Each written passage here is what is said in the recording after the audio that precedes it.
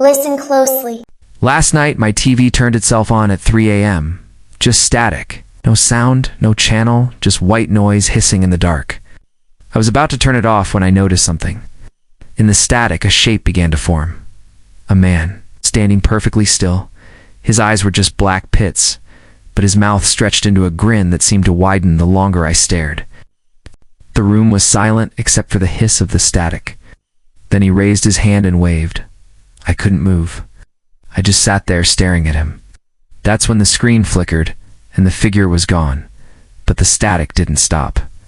And when I finally looked away from the TV, I saw him standing in the corner of my room, still grinning, still waving. So I did the only logical thing I could do and screamed. I don't know if this story would have had a different outcome if I hadn't done that, but as soon as that scream left my throat, the static on the screen seemed to intensify. But as I stepped out of the room and into the hallway, the lights flickered back on. I spun around, my heart pounding in my chest, but the room was empty. There was nothing there. I checked everywhere, under the bed, in the closet, even on top of the fridge. I was certain that if I opened one more thing, I would find him crouched in the back with that same unsettling grin on his face. But I did it anyway. Because what was I really so scared of? A dead man? As I pulled the final box away, I saw it. Scrunched up in the corner was a piece of paper. I don't remember moving, just watched as my hand reached out and grabbed it. Unfolding it slowly, I realized what it was. It was a photograph, Polaroid.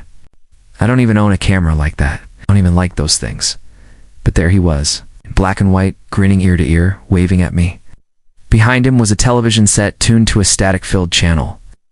I could have sworn that the image moved, but when I blinked it was still. I tried to tear it up, but my hands wouldn't move. They were stuck, frozen in place.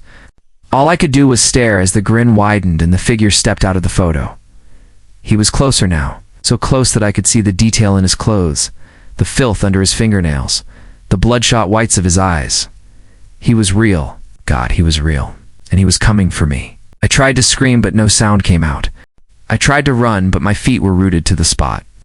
I just stood there frozen as he approached.